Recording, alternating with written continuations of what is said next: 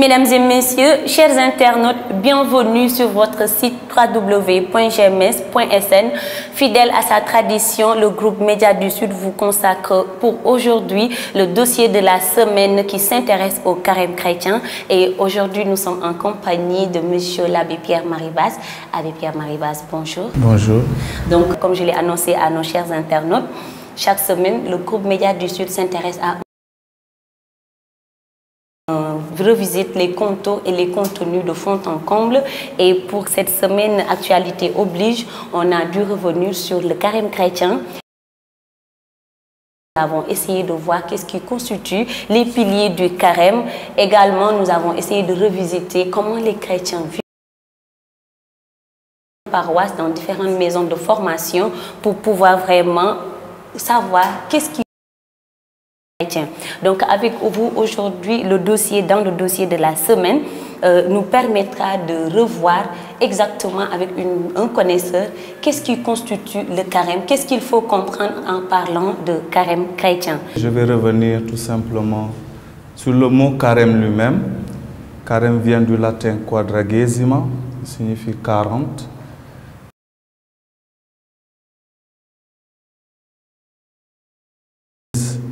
A passé sur le mont Horeb avant de recevoir les 2 tables de la loi, les commandements, les 10 commandements, en référence également à ces 40 jours et 40 nuits durant lesquels le prophète Élie a marché pour aller rencontrer le Seigneur au mont Horeb, parce qu'il était en train de fuir la reine Jézabel. Il a trouvé refuge auprès du Seigneur.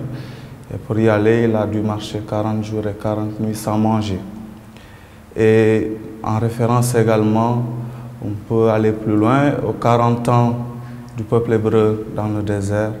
Mais ce qui nous concerne le plus immédiatement, c'est les 40 jours que le Christ a passé dans le désert après son baptême au Jourdain. Donc, nous chrétiens, nous voulons imiter cette tradition venant des prophètes, venant du Christ lui-même, en jeûnant pendant 40 jours. Maintenant, pour revenir à votre question, ce qui fait la spécificité, disons, de ce carême chrétien, c'est que nos évêques, dans le mandement de carême, qui est une sorte de guide qu'ils sortent chaque année durant le carême, dans ce mandement, les évêques insistent sur le fait que le carême chrétien consiste à ne prendre qu'un repas par jour. Voilà, nous avons 3 repas par jour, petit déjeuner, déjeuner et dîner, et nous invitent à prendre qu'un repas par jour. Le reste des autres repas seront peuvent être supprimés, c'est-à-dire jeûner toute la journée sans rien prendre, mais ils peuvent être aussi remplacés par une nourriture légère. Est-ce que le carême représente-t-il le ramadan des chrétiens? Comment il faut le comprendre? Parce qu'à chaque fois, on entend dire est-ce que tu as jeûné? On te voit jeûner alors que tu manges, alors que tu bois. Comment ça se passe vraiment? Bon, effectivement, vous savez, nous sommes dans un pays de tradition religieuse, je dirais, profondément religieuse.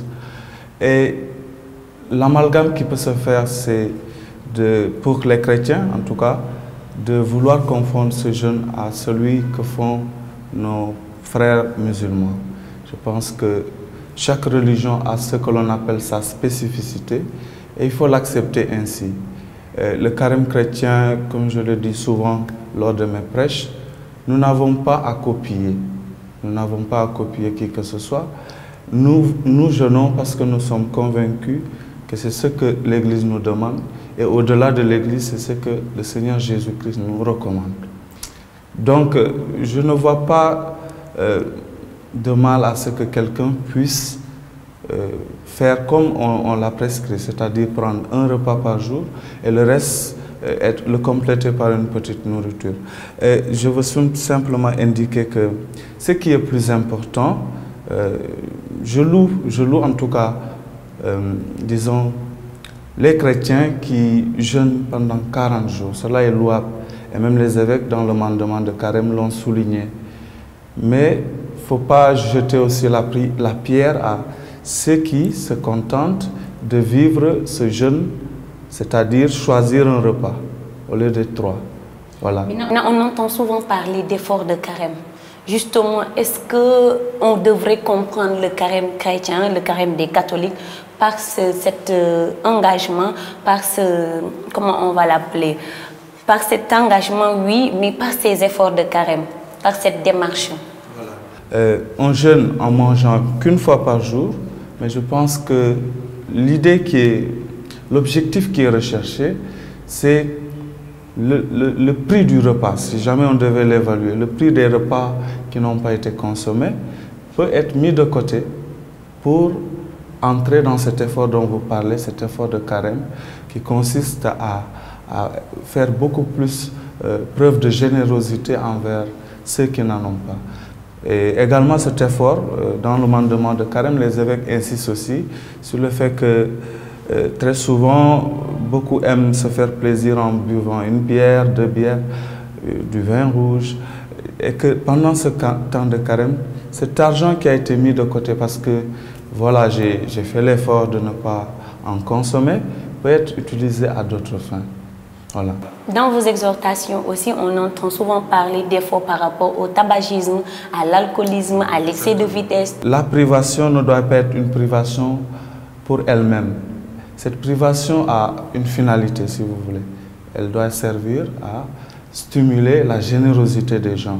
On se prive en vue des autres. Je pense que l'effort est assez louable, que je puisse me priver de ce que j'aime le plus pour pouvoir donner en retour cet argent à un pauvre qui en a plus besoin.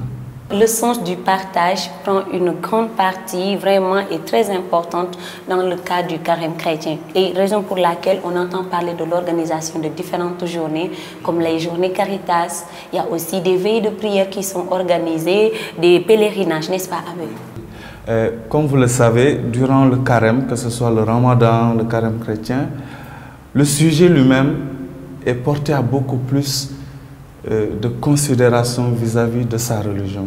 Chacun opère un retournement en soi pour pouvoir être conforme à ce que la religion demande.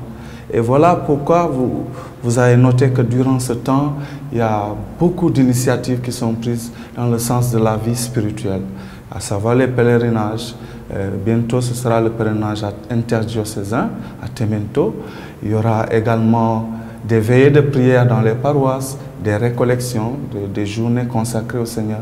Et je tiens à souligner que le pape François, dans son message pour cette année, insiste sur une initiative qu'il avait prise il y a 2 ans, qui s'intitule 24 heures pour le Seigneur. Autrement dit, passer toute une journée rien qu'en se consacrant au Seigneur. Et cela, dans notre programme de tous les jours, nous nous rendons compte que c'est assez difficile. Arrêter le travail pour aller prier ou tout simplement savoir trouver cette alchimie, cette bonne dose entre le travail que je fais et la prière. Voilà. Maintenant aussi, au cours de nos reportages, parce que comme c'était un dossier consacré au carême, les fidèles que nous avons interrogés, ils sont surtout revenus sur leur vécu du carême autour de la prière, de l'aumône, de la pénitence. Ils nomment souvent les 3 P, prière, partage, pénitence, comme les piliers du carême, si on peut dire. On peut le dire ainsi, on peut dire que ce sont les fondamentaux du carême. Et moi, je retiens toujours le mot le plus important qui fait un peu... c'est un mot transversal, le mot conversion. Parce que j'ai beau prier, mais si dans mon cœur, j'ai encore de la peine à pardonner, je pense que ma prière ne vaut pas grand-chose. J'ai beau partager mes richesses avec les plus pauvres, mais si au-dedans de moi, je ne suis pas converti, c'est-à-dire je n'ai pas la paix intérieure avec mon Dieu, avec mon prochain, je pense que ça ne sert à rien. J'ai beau jeûner, passer toute une journée sans rien prendre, mais si au-dedans de moi, mon cœur n'est pas converti, je pense que ça ne sert à rien. Donc, disons que la finalité de ces 3 fondamentaux, c'est de rechercher la conversion. Elle est extérieure, elle est personnelle, mais aussi elle est intérieure. Justement, nous avons vécu hier le chemin de la croix à la paroisse Saint-Benoît de Néma. Et on sent que vraiment le carême, c'est la part de souffrance. vécu par les fidèles en temps de carême, que ce soit en veillée de prière, que ce soit à travers la marche pèlerine, que ce soit aussi à travers la souffrance vécue par Jésus pour sauver l'humanité. Est-ce que vous pouvez caractériser, vous donner vraiment la dose de souffrance, nous expliquer pourquoi autant de souffrance? Voilà, je vais juste commencer par une anecdote. Il y a quelqu'un qui me disait, Abbé, moi si je suis pape, la première des choses que je ferai, c'est d'éliminer le carême. Tout simplement pour vous dire qu'il y a cette part de souffrance qui rebute, qui pousse les gens. Vraiment, ce n'est pas facile pour l'homme de souffrir. Quand on a faim, on ne peut plus se concentrer. Et voilà. Et malgré tout, l'Église nous invite à regarder au-delà. Ce n'est pas cette souffrance-là qui... Sinon, ce serait un masochisme, c'est-à-dire souffrir pour souffrir. Mais on ne souffre pas parce qu'on le veut. Il n'y a aucune personne qui veut souffrir parce qu'elle le veut. On souffre en vue d'un bien beaucoup plus grand. On se prive en vue d'un bien beaucoup plus grand. Je pense que, vu comme ça, le carême peut nous procurer beaucoup de joie, surtout la joie de savoir qu'à travers ce cheminement, je fais un retour progressif de mon cœur, de tout mon être vers le Seigneur. C'est le plus important. Souvent, on a eu à parler avec notre cher évêque, il disait que le carême, c'était comme un athlète qui s'entraîne et qu'il ne faut pas qu'à la fin du carême, il y ait ce relâchement. Donc, est-ce que vous avez une contribution par rapport à ce phénomène-là? On sent que les gens, ils font plein d'efforts pendant le carême, mais est-ce qu'il faudrait vraiment qu'il y ait un relâchement à la fin du carême? Vous savez, dans notre organisation, l'année liturgique, nous avons deux grands temps. Le temps de l'Avent et le temps du carême. Et très souvent, j'ai l'habitude de dire que ces temps-là viennent nous rappeler tout simplement ce que nous devons être tous les jours. Autrement dit, la conversion ne doit pas être réservée à 40 jours et après je fais ce que je veux. La conversion, c'est l'histoire, c'est mon itinéraire personnel, c'est l'histoire de toute ma vie. J'ai des hauts, des bas. Une fois que je tombe, il faut que j'accepte de me relever. La conversion, c'est ça. Sinon, on n'avance pas. Voilà, et montrer que le carême, c'est 40 jours, certes, mais ça nous rappelle que notre vie n'est qu'un pèlerinage. Et que la finalité de ce pèlerinage, c'est notre rencontre avec le Seigneur. Autrement dit, nous devons nous préparer tous les jours. Le Seigneur lui-même nous dit, vous ne savez ni le jour ni l'heure où le Fils de l'homme viendra.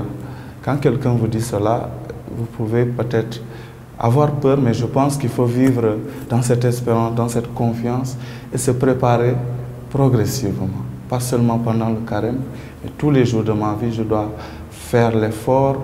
Vous savez, quand on était au grand séminaire, on avait des groupes de prière.